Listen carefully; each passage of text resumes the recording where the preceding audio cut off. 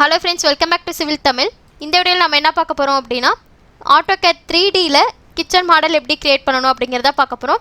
வீடியோக்குள்ள போறதுக்கு முன்னாடி சேனலை சப்ஸ்கிரைப் பண்ணாதீங்க, சப்ஸ்கிரைப் பண்ணிக்கோங்க, கூடவே பெல் பட்டன் கிளிக் பண்ணிக்கோங்க. சோ ஃபர்ஸ்ட் பாத்தீங்க அப்படினா நீங்க வந்து இந்த மாதிரி ஒரு ஐசோமெட்ரிக் வியூல டிரா பண்ணும்போது நீங்க டைமென்ஷன்ஸ் எல்லாமே ஃபர்ஸ்ட் ஹேண்ட் டிராயிங் போட்டுக்கோங்க. அதுக்கு அப்புறம் இந்த மாதிரி ஒவ்வொரு பாக்ஸா போடுங்க. ஓகேவா? சோ இந்த மாதிரி ஒவ்வொரு பாக்ஸா போடும்போது நீங்க வந்து எக்ஸ்ட்ரூட் பண்றதுக்கோ இல்ல புஷ் பண்றதுக்கோ உங்களுக்கு ஈஸியா இருக்கும். ஃபர்ஸ்ட் நான் என்ன பண்றேன் அப்படினா இத வந்து 3D மாடலிங்க்கு கன்வர்ட் பண்ணிக்கோங்க. கன்வர்ட் பண்ணிட்டு இப்போ எக்ஸாம்பிளுக்கு இந்த பாக்ஸ் எடுத்துக்கோங்க. இது வந்து டபுள் டோர் யூனிட். சோ இதுல வந்து 3 feet by 2 feet 8 inches இருக்கு இல்லையா? சோ இப்போ என்ன பண்ணனும்னா ஃபர்ஸ்ட் ஒரு ரெக்டாங்கிள் டிரா பண்ணிக்கோங்க. சோ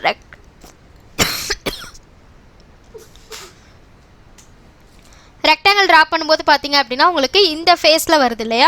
சோ உங்களுக்கு வந்து வியூ சேஞ்ச் பண்ணனும் அப்படினா ஃபர்ஸ்ட் இந்த இடத்துல வந்து UCS வேர்ல்ட்னு இருக்கும். அத கிளிக் பண்ணிக்கோங்க.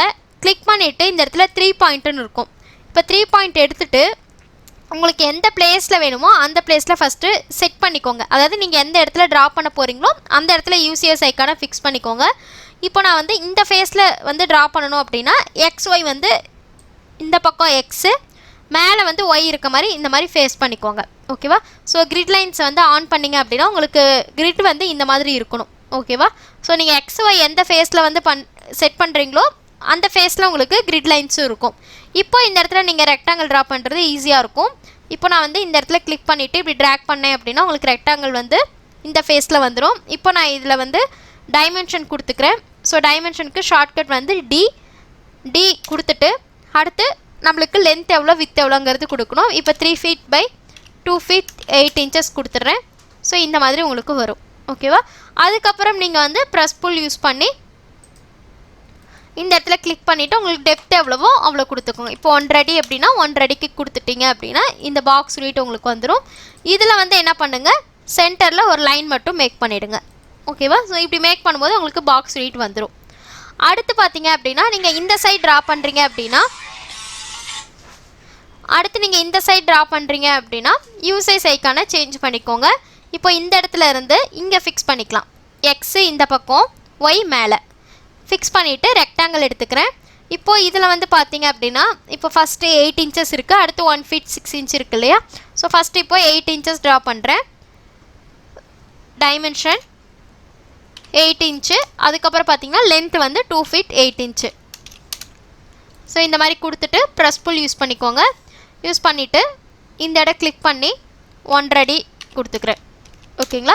ஸோ இப்போது நம்மளுக்கு வந்து இந்த இடத்துல வந்து கவுண்டர் டாப் கொடுக்கறதுக்கு பார்த்தீங்க அப்படின்னா ஃபஸ்ட்டு இடத்துல நீங்கள் வந்து கவுண்டர் டாப் கொடுக்க வேண்டாம். இந்த இடம் எல்லாமே கம்ப்ளீட் பண்ணிவிடுங்க ஃபஸ்ட்டு. இப்போ எக்ஸாம்பிளுக்கு இது வந்து 1 அடி இருக்குன்னு வச்சுக்கோங்களேன். ஃபஸ்ட்டு இந்த இடமும் கம்ப்ளீட் பண்ணிவிடுங்க.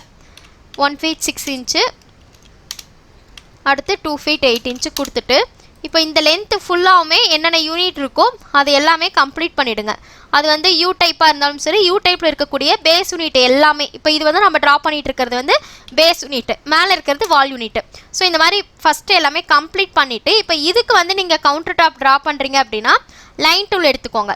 ஸோ லைன் டூல் எடுத்துகிட்டு இங்கே கிளிக் பண்ணி நீங்கள் வந்து லைன் டூல் ட்ரா பண்ணிங்கன்னா உங்களுக்கு ஒவ்வொரு லைனாக செலக்ட் ஆகும். ஸோ அதனால் நான் வந்து பாலிலைன் எடுத்துக்கிறேன். ஓகேங்களா? ஸோ பாலிலைனுக்கு வந்து ஷார்ட்கட் பார்த்தீங்க அப்படின்னா PL. ஸோ பாலிலைன் எடுத்துகிட்டு இங்கேருந்து கிளிக் பண்ணிவிட்டு இந்த இடம், அடுத்து இங்கே. ஸோ இப்படி ட்ரா பண்ணும்போது இந்த இடத்துல வருது பார்த்தீங்களா? ஸோ இது வந்து என்ன ப்ராப்ளம்னு பார்த்தீங்கன்னா யூசேஜ் ஐகான் நம்ம கரெக்டாக ஃபிக்ஸ் பண்ணலை. யூசேஜ் ஐகான் இப்போ இந்த இடத்துல வச்சுக்கிறேன். 3 பாயிண்ட் எடுத்துகிட்டு இந்த இடத்துல ஃபஸ்ட்டு ட்ராக் பண்ணிவிட்டு இந்த மாதிரி ஃபேஸ் பண்ணிக்கோங்க. அடுத்து பாலிலைன் எடுத்துகிட்டு PL,